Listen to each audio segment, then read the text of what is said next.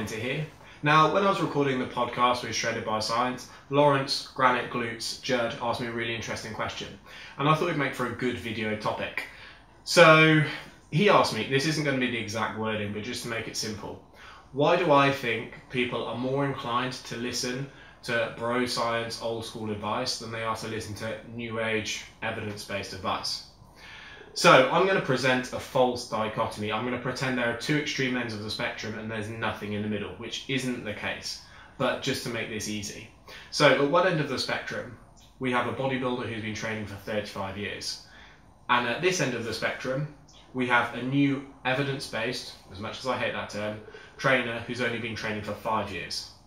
So this video is going to be why you shouldn't listen to the old school bodybuilder. As a disclaimer, this is not to say that old school bodybuilders offer no valuable advice. I'm not one of those people to completely disregard all anecdotal evidence.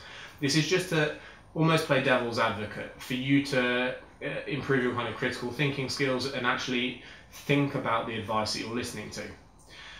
So, disclaimer out of the way, we have the old school bodybuilder here, we have the new age trainer here. Now, the new age trainer has been training for 5 years. However, they are researching, they're reading scientific journals, they're reading randomized control trials and meta-analyses, etc., etc. They are on the cutting edge of all new information. If there's a new trend in the industry, they know about it, they know about the pros and cons. So, if you're a beginner and you go into the gym and you see these two people, who are you going to gravitate towards? Now, you are never, ever going to be able to see how intelligent someone is at a first glance.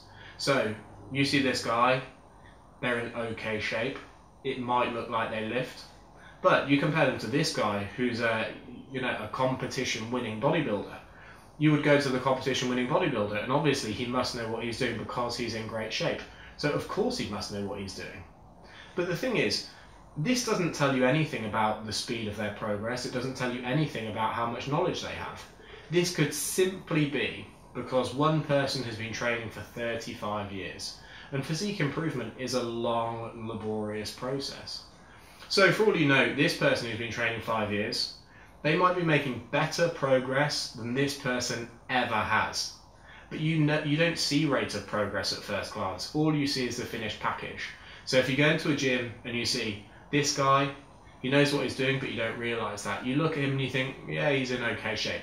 Now this guy is in incredible shape, so I'm going to ask him what he's doing and maybe copy what he does. So you can only see the finished package, you can't identify rate of progress. So an old school bodybuilder that's been training for decades is likely to be in better shape than anyone who's new to training. Secondly, so if someone has been training for decades, it is possible or probable that some of the information that they rely upon changes. Science changes, new information comes out, new research comes out. So if someone who's been training since, let's say, the 80s or 90s, it's quite possible that they're sticking with some habits which we might view nowadays as outdated or whatever. But if they've got to a good physique doing what they're doing, you know, what's the chances that they're actually going to want to change? They might be reluctant to change.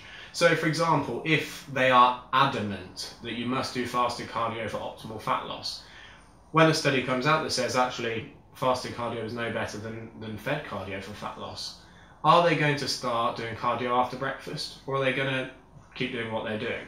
Now, this person might say, yeah, you must do fasted cardio, whereas this person says, well, actually, from the limited research we have, that probably doesn't make a massive difference. Now, again, because this person has been training for so many decades, it is quite possible that the advice that they're giving out is outdated. But if these two people get into an argument, you know, you must do cardio on an empty stomach because this, because this, because this, whereas this person says, well, actually, if you look at the research, it doesn't seem to confer any huge advantage, although the research is limited. But if you were on social media and you saw these two people arguing, you see competition winning bodybuilder here, and you see person who's in semi-average shape here, you would be like, I'm just going to do what this guy does, because clearly he's in amazing shape, so whatever he's doing must work for him. So, in a way, old school bodybuilders are more inclined to give out old school advice. This is one of the reasons, in my opinion, that flexible dieting is met with so much resistance, because a lot of old school bodybuilders will say, you just eat clean. This is what we've done for decades. I'm in great shape. Whereas a new trainer might read research and they might say, well, actually, flexible dieting is a valuable tool under certain circumstances. But this person can just use a trump card and say, so why is your physique shit? I know what I'm doing. I prep people. The clients that I prep are competition winners as well. Why are you in shit shape? So in a way, there's almost like a barrier or obstacle for new information, because the old school people don't need to adopt it. They're in better shape, so why would they listen to this person who barely looks like they lift? Okay, this one, last one. Now, new age information tends to be more complicated and it requires more context. So, if you're new to the gym, and this bodybuilder in great shape, the person who you're probably more inclined to listen to, says you must have post-workout nutrition. You must have carbohydrates and protein in a 4 or 3 to 1 ratio. You must immediately replenish glycogen. You must immediately spike insulin, etc., etc. Whereas this person, let's say they read the meta-analysis on the topic, and they say, well, actually, post-workout nutrition, there isn't enough evidence to say that it is absolutely crucial. It might depend on when you last ate, i.e. if you're training in a fasted state, how often you're feeding protein, if you're training later on in the day, etc., etc.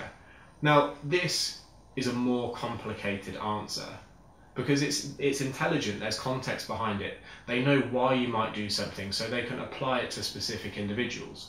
But the thing is, if you're a beginner, which one of those are you going to listen to? One of them says, have post-workout nutrition. That's it, end of. You need it for optimal anabolism after your workout. Whereas this person has got more complicated advice. When did you last eat? Are you training first thing in the morning? Are you training later in the day? What's your modality of training? Are you training longer than an hour at a time? Etc., etc. So it's often easier to listen to the old school advice because in a lot of instances it's very black and white and it lacks context. You must do fasted cardio. You must have a post-workout shake. You must eat 12 meals per day. Whereas this person, research isn't that black and white. A lot of times it does depend on circumstance and it does depend on the individual. But if you're reading articles, this one makes a more compelling case because it sounds like it's absolutely crucial. So in a lot of instances, new age information, because there's so much context around it, is harder for beginners to adopt because they can't actually get clear take-home messages. So what do you do if there's not a clear take-home message? You gravitate towards the clear take-home message, even if it's not necessarily the best message. So basically what I'm saying is, it is often easier to find yourself resonating with old school bodybuilders. They're in great shape, so they must know what they're talking about. They're giving black and white advice. This works for me, bro. You've got a shit physique. Why should I listen to you? And this is not to say that old school bodybuilders don't have valuable physiques and valuable information. This is just to say that sometimes you're listening to them for the wrong reason. And you know what? Despite the fact that this person might have a worse physique, it does not mean that they're providing you worse information. So you need to evaluate the information on the quality of that information alone, not because of the person that's saying it. Otherwise, you might find yourself following the wrong people. So that's it. I'd love to hear your thoughts on it. Feel free to chime in and comment. So my Facebook page is facebook.com/Ben Carpenter's personal training. My Twitter and Instagram pages are both BDC Carpenter. Thank you for watching. Bye.